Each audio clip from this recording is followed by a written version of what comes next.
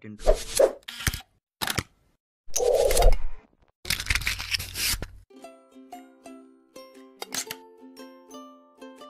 Assalamualaikum warahmatullahi wabarakatuh. Kami dari kelompok 3 akan mereview materi mengenai Pancasila sebagai dasar nilai pengembangan ilmu, kaitan Pancasila dengan kesehatan masyarakat, serta kesan-kesan selama pembelajaran pendidikan Pancasila.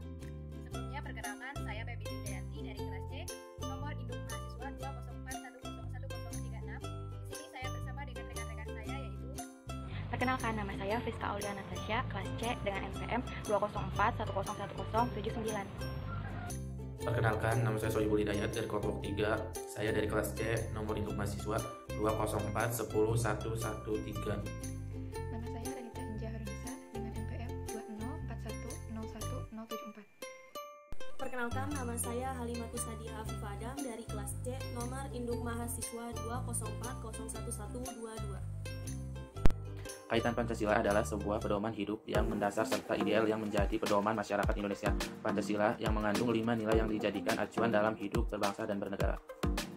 Lima sila Pancasila adalah norma yang wajib dijadikan sebagai landasan dalam pembangunan nasional Indonesia. Adalah salah satu faktor yang dijamin oleh Pancasila adalah pembangunan kesehatan. Dalam sila kedua, kemanusiaan yang adil dan beradab berarti seluruh masyarakat harus mendapatkan kesempatan yang sama dalam mendapatkan hak-haknya sebagai manusia. Sila kelima, keadilan sosial bagi seluruh rakyat Indonesia. Artinya harus mendapatkan kesempatan yang sama untuk menjadi pribadi yang mempunyai akses ke semua sektor pembangunan, salah satunya kesehatan. Pembangunan kesehatan di Indonesia telah mengacu pada cita-cita bangsa Indonesia yang terkandung dalam Undang-Undang Dasar 1945 yang berbunyi melindungi segenap bangsa Indonesia dan seluruh tumpah darah Indonesia dan untuk memajukan kesejahteraan umum, mencerdaskan kehidupan bangsa, serta Undang-Undang Dasar 1945 pada bab XA tentang hak asasi manusia pasal 28C ayat 1 dan 28H ayat 1. Jadi jelaslah bahwa Pancasila dan Undang-Undang Dasar 1945 mengamalkan agar negara menjamin kesehatan masyarakat rakyatnya. Ilmu berasal dari bahasa Arab yaitu alima yang berarti pengetahuan, juga berasal dari bahasa Latin yaitu socio yang berarti juga pengetahuan. Ilmu mengandung 3 kategori yaitu hipotesis, teori, dan dalil hukum. Secara etimologis, pengetahuan berasal dari kata dalam bahasa Inggris yaitu knowledge. Menurut Ghazalba, pengetahuan adalah apa yang diketahui atau hasil pekerjaan tahu. Dalam kamus filsafat dijelaskan bahwa pengetahuan adalah proses kehidupan yang diketahui secara langsung dari kesadarannya sendiri. Orang pragmatis, terutama John Dewey, tidak membedakan antara pengetahuan dan kebenaran. Dikutip oleh Suwaidi, mengemukakan bahwa pengetahuan manusia ada 4, yaitu pengetahuan dasar, pengetahuan ilmu, pengetahuan filsafat, dan pengetahuan agama. Pada dasarnya, pengetahuan berbeda dengan ilmu. Perbedaan itu terlihat dari sifat sistematisnya dan cara memperolehnya. Dalam perkembangannya, pengetahuan dengan ilmu bersinonim arti, sedangkan dalam arti material keduanya mempunyai perbedaan. Dari hal tersebut, maka dapat diketahui bahwa ilmu adalah sebuah pengetahuan yang berobjek, bersistem, bermetode, dan bersifat universal. Setiap ilmu pasti pengetahuan, namun tidak setiap pengetahuan itu ilmu. Baik, selanjutnya saya akan menjelaskan tentang perkembangan ITEK. Manusia menemukan ITEK karena manusia kembali pada jalan yang rasional. Pada jalan pikir yang rasional, manusia berhasil memperdalam ilmu pengetahuan. Nama produk dari pengetahuan tersebut yang disebut adalah teknologi. Ilmu pengetahuan melangkah secara bertahap yang disebut dengan dekade waktu dan menciptakan zaman yang dimulai dari zaman Yunani kuno, pra-Yunani kuno, abad pertengahan, Renaissance, dan zaman modern dan zaman kontemporer. Langsung saja saya akan menjelaskan tentang zaman pra-Yunani kuno. Di zaman pra-Yunani kuno ini, manusia masih menggunakan batu untuk peralatan yang digunakan sehari-hari. Kemudian yang kedua, zaman Yunani kuno. Zaman tersebut masih dianggap oleh orang-orang yang dimaksud dengan zaman yang masih menggunakan filsafat, ilmu dari filsafat. Yang ketiga, di sini saya akan menjelaskan tentang zaman abad pertengahan. Zaman abad pertengahan ini menjelaskan tentang aktivitas ilmiah yang masih menjelaskan tentang aktivitas keagamaan.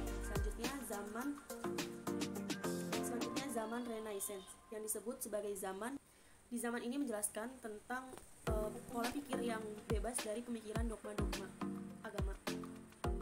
Selanjutnya zaman modern. Zaman modern ini adalah zaman di mana yang banyak penemu ilmiah yang sudah terlihat oleh zaman sekarang yang disebut dengan zaman modern. Yang terakhir adalah zaman kontemporer atau yang disebut dengan zaman 20 ke atas dan seterusnya. Zaman ini menjelaskan bahwa alam itu menjelaskan tentang alam tak terhingga dan tidak terbatasi. Dan dapat kita simpulkan bahwa kita uraikan bahwa perkembangan iptek saat ini yang berawal dari dunia barat dan mengakhiri di masa kegelapan. Pancasila sebagai dasar pengembangan ilmu pengetahuan dan teknologi. Nilai-nilai Pancasila sebagai dasar pengembangan ilmu pengetahuan dan teknologi yang terkandung dari setiap sila-sila Pancasila yang akan diuraikan sebagai berikut. Yang pertama adalah nilai ketuhanan sebagai dasar pengembangan ilmu. Sila pertama ini memberikan dasar bahwa iptek tidak hanya memikirkan apa yang ditemukan, apa yang dibuktikan, dan apa yang diciptakan, tapi juga harus mempertimbangkan maksud dan akibatnya. Lalu yang kedua adalah nilai kemanusiaan sebagai dasar pengembangan ilmu. Sila kedua ini memberikan dasar-dasar moralitas bahwa manusia dalam mengembangkan iptek haruslah dengan cara-cara yang beradab. Lalu yang ketiga adalah nilai persatuan sebagai dasar pengembangan ilmu. Sila ketiga ini mendasari bahwa iptek haruslah menumbuhkan rasa nasionalisme, rasa kebesaran bangsa, serta rasa keluhuran bangsa sebagai bagian dari umat manusia di dunia. Lalu yang keempat adalah nilai kerakyatan sebagai dasar pengembangan ilmu. Sila keempat ini mendasari bahwa pengembangan iptek haruslah dengan cara demokratis. Artinya, ilmuwan memiliki kebebasan untuk mengembangkan iptek. Namun ilmuwan juga harus menghormati kebebasan orang lain. Lalu yang kelima adalah nilai keadilan sebagai dasar pengembangan ilmu. Sila kelima ini sebagai dasar pengembangan ilmu pengetahuan dan teknologi dalam menjaga keseimbangan keadilan dalam kehidupan manusia. Kelima, nilai dasar Pancasila ini merupakan fondasi yang paling kuat bagi bangsa Indonesia untuk mengembangkan ilmu pengetahuan dan teknologinya. Urgensi kedudukan Pancasila sebagai dasar pengembangan iptek. Yang pertama ada urgensi Pancasila sebagai dasar pengembangan ilmu. Apakah ilmu itu bebas atau tidak? Menurut Surajio tahun 2004, titik koma 134. Paling tidak, ada 3 faktor sebagai indikator bahwa ilmu pengetahuan itu bebas nilai. Itu yang A, ada ilmu harus bebas dari pengandaian-pengandaian, yakni bebas dari pengaruh eksternal seperti faktor politik, ideologi, agama, budaya, dan unsur kemasyarakatan lainnya. B, perlunya kebebasan usaha ilmiah agar otonomi ilmu pengetahuan terjamin. Kebebasan itu menyangkut kemungkinan yang tersedia dan penentuan diri. Yang C, penelitian ilmiah tidak luput dari pertimbangan etis yang sering dituding menghambat kemajuan ilmu, karena nilai etis sendiri itu adalah universal. Namun, menurut Sastra Prateja tahun 2006, halaman 52-53, setiap ideologi negara harus mampu kedudukan Pancasila sebagai kebijakan. Pengembangan iptek diantaranya adalah pengembangan ilmu pengetahuan harus menghormati keyakinan religius masyarakat, karena dapat saja penemuan ilmu yang tidak sejalan dengan keyakinan atau religius, tetapi tidak harus dipertentangkan karena keduanya mempunyai logika sendiri. Ilmu pengetahuan ditujukan bagi pengembangan kemanusiaan dan dituntun oleh nilai-nilai etis yang berdasarkan kemanusiaan. Yang ketiga, iptek merupakan unsur yang menghomogenisasikan budaya sehingga merupakan unsur yang mempersatukan dan memungkinkan komunikasi antar masyarakat. Membangun penguasaan iptek melalui sistem pendidikan merupakan sarana memperkokoh persatuan dan membangun identitas sosial. Selanjutnya ada D, prinsip demokrasi akan menuntut bahwa penguasaan iptek harus merata ke semua masyarakat karena pendidikan merupakan tuntutan seluruh masyarakat. Terakhir ada E, kesenjangan dalam penguasaan iptek harus dipersempit terus-menerus sehingga semakin merata sebagai konsekuensi prinsip keadilan sosial. Masih menurut pendapat Sastra Prateja tahun 2006, halaman 53, Pancasila sebagai landasan etika pengembangan iptek adalah yang pertama, pengembangan iptek terlebih yang menyangkut manusia haruslah selalu menghormati martabat manusia, misalnya dalam rekayasa genetik. Selanjutnya ada B, iptek haruslah meningkatkan kualitas hidup manusia, baik pun sekarang maupun di masa depan. Selanjutnya C, pengembangan iptek hendaknya membantu pemekaran komunitas manusia, baik lokal, nasional maupun global. Selanjutnya ada D, iptek harus terbuka untuk masyarakat, lebih-lebih yang memiliki dampak langsung kepada kondisi hidup masyarakat. Yang terakhir ada E, iptek hendaknya membantu penciptaan masyarakat yang semakin lebih adil. Konsep Pancasila sebagai dasar pengembangan ilmu mengacu pada jenis-jenis pemahaman. Di antaranya, yang pertama, setiap ilmu pengetahuan dan teknologi atau iptek yang dikembangkan di Indonesia haruslah tidak bertentangan dengan nilai-nilai yang terkandung dalam Pancasila. Yang kedua, setiap ilmu pengetahuan dan teknologi atau iptek yang dikembangkan di Indonesia haruslah menyertakan nilai Pancasila sebagai faktor internal pengembangan ilmu pengetahuan itu sendiri. Yang ketiga, nilai-nilai Pancasila yang berperan sebagai rambu-rambu normatif bagi pengembangan iptek di Indonesia. Artinya, mampu mengandalkan iptek agar tidak keluar dari cara berpikir dan cara bertindak dari bangsa Indonesia. Terakhir, nomor 4, setiap pengembangan ilmu pengetahuan dan teknologi harus berasal dari budaya dan ideologi bangsa Indonesia, atau yang lebih dikenal dengan istilah indigenisasi ilmu, atau mempribumikan ilmu. oleh Dikti tahun 2016, halaman 197-190. Dua alasan diperlukannya Pancasila sebagai dasar nilai pengembangan ilmu. Pancasila sebagai paradigma ilmu. Pentingnya Pancasila sebagai dasar nilai pengembangan ilmu adalah untuk memperlihatkan peran Pancasila sebagai rambu-rambu normatif bagi pengembangan ilmu pengetahuan di Indonesia. Nilai yang berkembang dalam kehidupan bangsa Indonesia dewasa ini sering dengan kemajuan iptek menimbulkan perubahan dalam cara pandang manusia tentang kehidupan.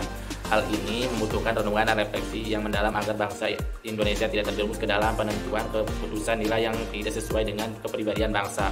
Sementara itu, alasan Pancasila dijadikan dasar pengembangan ilmu pengetahuan dan teknologi. A. Kerusakan lingkungan yang ditimbulkan oleh adanya iptek mengakibatkan generasi yang akan datang menerima resiko rawan bencana. B. Penggunaan benda-benda teknologi yang menggantikan peran nilai-nilai leluhur. Gaya hidup lokal menggantikan nilai-nilai kreatifan lokal. 3. Dinamika dan tantangan Pancasila sebagai landasan pengembangan iptek. Pancasila sebagai landasan pengembangan ilmu belum dibicarakan secara eksplisit oleh para penyelenggara secara sejak Orde Lama sampai era Reformasi. Sementara itu, tantangan terhadap Pancasila sebagai dasar pengembangan iptek di Indonesia: A. Kapitalisme yang sebagai menguasai perekonomian dunia termasuk Indonesia. B. Globalisasi yang menyebabkan lemahnya daya saing bangsa Indonesia dalam pengembangan iptek. C. Konsumen menyebabkan Indonesia menjadi pasar bagi produk negara lain yang lebih maju. D. Pragmatisme yang berorientasi pada 3 ciri, yaitu keberhasilan, kepuasan, dan hasil. Selama saya belajar dengan Bapak, saya mendapatkan banyak sekali pengetahuan tentang Pancasila. Saya sangat senang dengan cara mengajar Bapak. Walaupun pembelajaran daring seperti ini, tapi Bapak selalu berusaha maksimal dalam setiap menyampaikan materinya. Kesan selama mengikuti pembelajaran pendidikan Pancasila, yang pertama yang pasti itu kita dilatih disiplin, terutama dengan muncul kejutan berupa tugas yang suka tiba-tiba muncul di Google Classroom. Yang kedua, pembelajarannya itu tidak terlalu tegang karena bapaknya juga santai, tetapi pasti dalam memberikan materi dan menjawab pertanyaan. Terus yang ketiga, media pembelajarannya juga banyak. Selain kita berdiskusi via Zoom, kita bertanya lewat Google Classroom, tapi kita juga bisa melihat pembahasan materi di channel YouTube-nya. Ya, sekian dari kelompok kami. Wassalamualaikum warahmatullahi wabarakatuh.